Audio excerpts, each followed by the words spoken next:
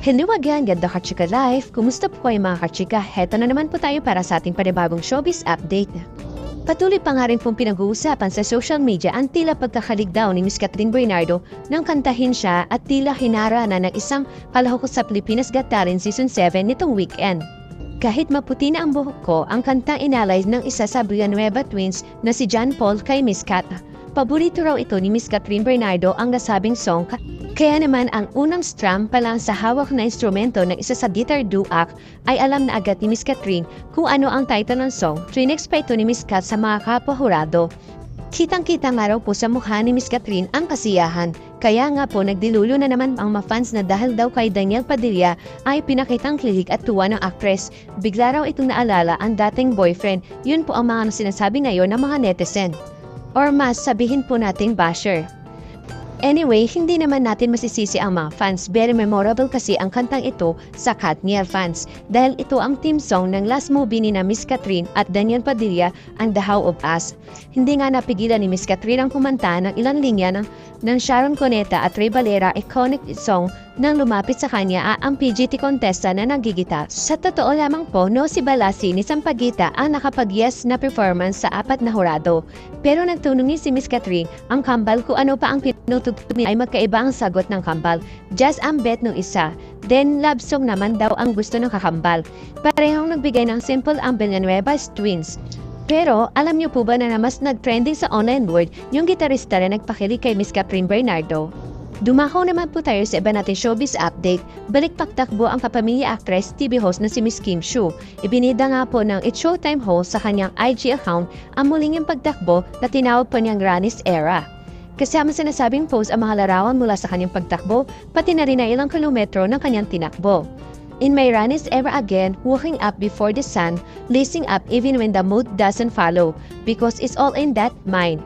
Hirit pa ni Miss Kim, endorphins, green, and the beautiful community I found along the way. It's all makes every KMS worth it. Ilan nga po sa mga pictures na pinost ni Miss Kim ay kasama niya ang rumor boyfriend na si Mr. Paulo Avellino, kaya tuwang-tuwa naman ang mga Kim Pao fans. Samantala, dumako naman po tayo sa huli nating showbiz update. Nagpakita daw sa panaginip ng Pinoy Big Brother Celebrity Collab Edition ex-housemate si Josh Ford ang kanyang 3 kaibigan na nasawi sa malagim na aksidente nangyari noong March 24, 2023. Nakaranas nga raw po ng trauma si Josh dahil sa 4 na pasahero ng kanilang sasakyan na bumangga sa pader na isang subdivision sa Commonwealth, Quezon City, siya lamang ang nakaligtas. Ang Kapos Sparkle Team, aktor na si Andy Sison at ang kanilang mga kaibigan nilang sina Paulo Bueza at Arman Velasco ang mga nabuwis ng buhay sa aksidente.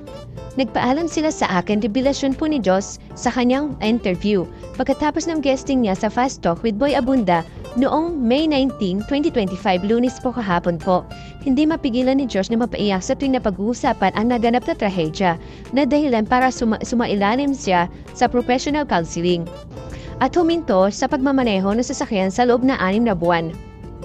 Sa interview nga po ni Mr. Andre sa ama ni Andre na si Marcio Salvador noong March 24, 2025, nabanggit nitong nahiya si Josh sa kanyang nung makita sila sa isang pagtitipon. Sa lahat po ni Mr. Marco, sabi ko sa kanya, huwag mo na isipin yun, okay na yon. Inamin ng young actor na nagsabi siya ng sorry sa ama ng kanyang namayapang kaibigan. Pero paglilinaw nito, hindi yung pagsisorry na parang what happened. Sobrang sorry for the loss, as in condolence po talaga kasi si Andre become a best friend. Sa panayam nga po sa kanya ni Boy Abunda, maraming beses pinigilan nga po ni Mr. Josh ang pagpatak ng luha dahil sa isa sa mga paksa nila ang kanyang mga nasawing kaibigan. Madamdaming pong pahayag ni Mr. Josh, up to this day, even is 2 years already, ang bigat pa rin po sa pakiramdam. I live alone, and sila po yung lagi kong kasama sa bahay. Ngayon, it's just hard kasi nasanay po ako na nandyan sila. I just have to really focus what I am now. Palagi ko silang ikukwento, hindi ko sila makakalimutan. I talk to them wherever I pray and wherever I see them. Sa mga puntod nila, they're cremated. I just want them to be happy sa mga ginagawa ko. I just want them to see me on TV. Kasi they never saw me on TV, so alam po nilang artista ako but never pa nila ako nakikita online. So it will be nice for them to see me now. Sa huli ay nagme-mensahe si Josh para sa kanya mga pumanaw na kaibigan. I wanna say a big thank you kasi I wouldn't be Josh Ford, it wasn't for them. Ang dami kong natutunan sa kanila. To be just me, to be genuine, and to be just myself, na kahit anong mangyari dapat happy ng pare. So I miss them loads, and I wanna tell them na itutuloy ko yung mga pangarap natin. That's my promise. Dagdag pa nga po ni Mr. Joss, I am sorry that they're gone, but I do know how to say sorry. Wala naman po akong kasalanan with that happened, but syempre sorry lang sana sa magkakasama pa rin tayo. Habang sinasabi nga po ito ni Mr. Josh, ramdam na ramdam mo yung sakit na nararamdaman ni Mr. Josh sa pagkawala ng kanyang mga kaibigan na kahit 2 taon na po ang nakakaraan ay hindi pa rin natatanggal yung pain na nararamdaman niya. Thank you for watching. Kung nagustuhan niyo po ang video ito, subscribe na sa Starlight Showbiz YouTube channel and please don't forget to hit the bell button for our latest updates.